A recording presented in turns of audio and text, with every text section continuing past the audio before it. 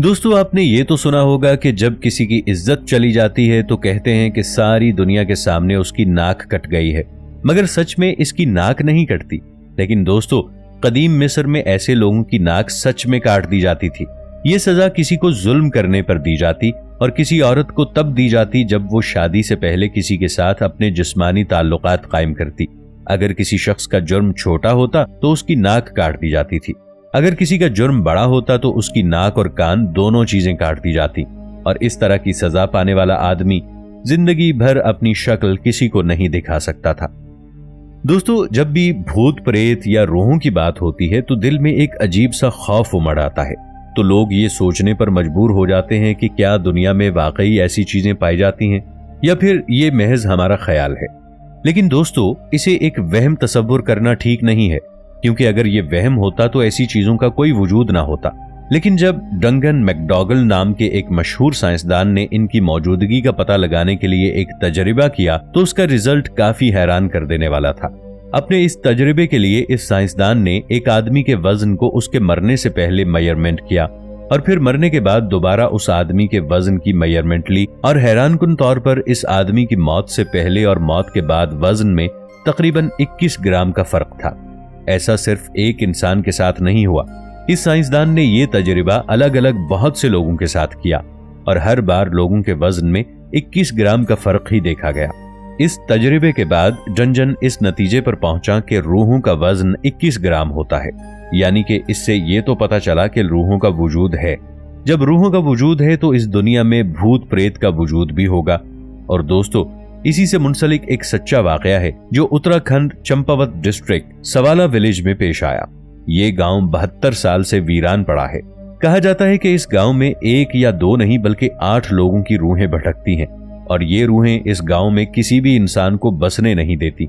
इन रूहों की वजह से लोगों के दिलों में इस कदर खौफ है कि लोग यहाँ की जमीन में कदम रखने से भी कतराते हैं और डर की वजह से ही लोग इसको भूतों का गांव कहते हैं। कुछ लोग इसे मनहूस और आफत ज़दा गांव कहते हैं। ये गांव हमेशा से ऐसा नहीं था। पड़ोसी गांव वाले बताते हैं कि 1952 में सवाला विलेज से पीएसी की एक बटालियन गुजर रही थी। बदकिस्मती से रास्ता भटकने की वजह से उनकी गाड़ी गांव के पास खाई में गिर गई।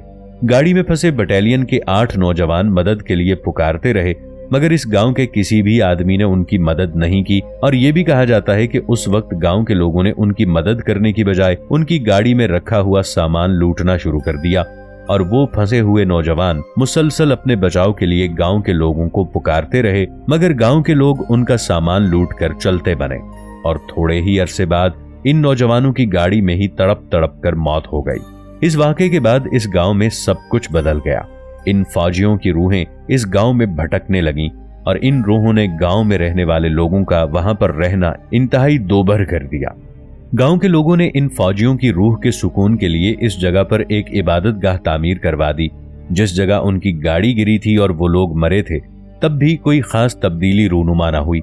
लोगों ने रफ्ता रफ्ता इस गांव को छोड़कर दूसरे गांव में रिहाइश इख्तियार करना शुरू कर दी और वो लोग दोबारा इस गांव में कभी वापस नहीं लौटे। आज भी पड़ोसी गांव के लोगों में इन रूहों का डर इस कदर बस चुका है कि जब भी इस इबादतगाह के पास से गुजरते हैं तो अपना माथा जरूर टेकते हैं। फ्रांस के एक सूबे में एक छोटा सा टाउन है। इस टाउन को ट्रस्कन कहा जाता है। इस टाउन में हर साल एक त्यौहार मनाया जाता है। इस त्यौहार में ड्रैगन जैसे एक क्रिएचर का शो त्यौहार का बुनियादी हिस्सा होता है। यहाँ पे लोग इस शो के जरिए अपने तारीखी त्यौहार को नुमाया करते हैं। ये त्यौहार उनकी एक मैथोलॉजिकल कहानी के साथ मुंसलिक है। लोगों का मानना है कि 6ठी सदी में इस टाउन के आसपास एक ड्रैगन जैसा क्रिएचर रहता था। इस क्रिएचर को ट्रेस्क्यू के नाम से जाना जाता है। वो क्रिएचर बार बार गांव में आता और लोगों पर हमला करता, लोगों को नुकसान पहुंचाने के साथ साथ उनके घरों को भी तबाह कर देता। लोग ट्रेस्क्यू के खौफनाक हमलों से इस कदर परेशान हो गए कि उन्होंने सेंट मार्था को मदद के लिए बुलाया और सेंट मार्था ने दुआ के जरिए इस क्रिएचर को अपने बस में कर लिया और इसे बहुत ज्यादा पुरसुकून कर दिया। इसके बाद सेंट मार्था इस क्रिएचर को अपने टाउन में ले गई तो लोग खौफ की वजह से इस ड्रैगन पर हमला करने लगे और गांव के लोगों ने इस ड्रैगन को जख्मी करके मार दिया और इसके बाद ट्रेस्क्यू एक मजहबी निशान बन गया और वहां पर बसने वाले लोग इसे अपने सकाफती शनाख्त का हिस्सा मानकर इस त्यौहार को मनाने लगे। दोस्तों, अगर दुनिया के सबसे बड़े साइंसदान की बात की जाए तो निकोला टेस्ला का नाम भी सरे फहरिस्त आता है। ये एक ऐसा रिसर्चर है कि इसकी वजह से हम इंसानों की जिंदगी बहुत ज्यादा सहल हो गई, मगर बदकिस्मती से लोग उसे एक पागल इंसान मानते थे।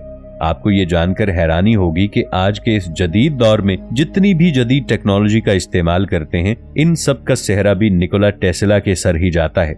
कहा जाता है कि जब वो अपने स्कूल और कॉलेज के दौरानिये में थे, उस वक्त वो ताश खेला करते थे और इस वजह से वो अपनी पढ़ाई मुकम्मल नहीं कर सके। ये साल 1878 की बात है। निकोला टेस्ला ने अपनी जीप में 4 सेंट रखे और अपने मुल्क क्रोएशिया को छोड़कर अमेरिका चले गए। टेस्ला के दोस्तों और खानदान वालों के कहने के मुताबिक उसकी मौत वाक़ई हो चुकी थी, मगर वो अमेरिका पहुंच चुका था। इसके बाद साल 1880 में उनकी मुलाकात थॉमस एडिसन से हुई। इस शख्स ने निकोला टेस्ला को अपनी कंपनी में रख लिया। एडिसन ने निकोला टेस्ला को अपनी कंपनी में इसलिए रखा ताकि वो एडिशन के जरिए अपनी इजादात को बेहतर बना सके। इसी दौरान बिजली ईजाद हुई और इसी वजह से अमेरिका में कारोबारी सनतों ने बहुत ज्यादा तरक्की की। निकोला टेस्ला ने एडिसन के डायरेक्ट करंट टेक्नोलॉजी पर और गहराई में जाकर तहकीक करना शुरू कर दी और एक लंबे अरसे के बाद उसने एक नए करंट सिस्टम को तरक्की दी, जिसे आजकल दुनिया ऑल्टरनेटिव करंट के नाम से जानती है, यानी कि एसी करंट।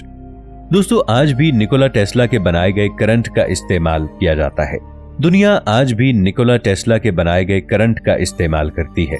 निकोला टेस्ला ने जब ये करंट ईजाद किया तो लोग एडिसन को भूलने लगे, इसलिए एडिसन ने निकोला टेस्ला के ऑल्टरनेटिव करंट को डिग्रेड करने के लिए ये अफवाह उड़ा दी कि ये करंट इंतहाई खतरनाक है और इंसानों के लिए जानलेवा भी हो सकता है। मगर कहते हैं कि रिसर्चर अपनी बात को सच साबित करने के लिए किसी भी हद तक जा सकते हैं, इसलिए निकोला टेस्ला ने एडिसन की अफवाहों को गलत साबित करने के लिए एक बहुत खतरनाक कदम बढ़ाया। आपको ये जानकर बहुत हैरानी होगी कि सामने दुनिया के बेहतरीन साइंसदान बैठे हुए थे और निकोला टेस्ला ने अपने जिस्म के जरिए ऑल्टरनेटिव करंट को फ्लो करते हुए एक बल्ब को जलाकर दिखाया और देखते ही देखते निकोला टेस्ला का दरियाफ्त किया गया ये करंट हमारी जिंदगी का अहम तरीन हिस्सा बन गया।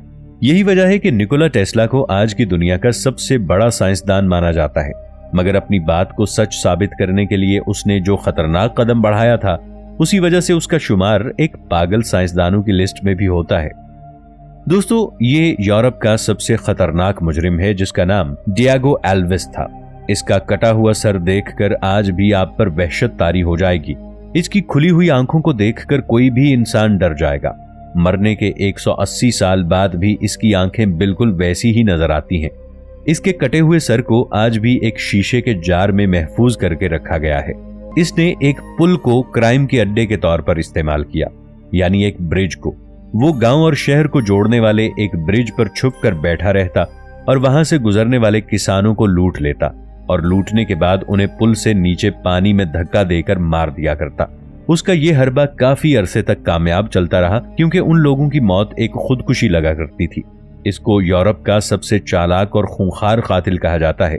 जब ये 70 के करीब लोगों को कत्ल कर चुका, तब ये गिरफ्तार हुआ और इतने कत्ल करने पर इसे सजाए मौत की सजा सुनाई गई और इसके सर को एक कांच के जार में साइंटिफिक पर्पस के लिए लिस्बन यूनिवर्सिटी में रख दिया गया। रिसर्चर इसके दिमाग की स्टडी करना चाहते थे।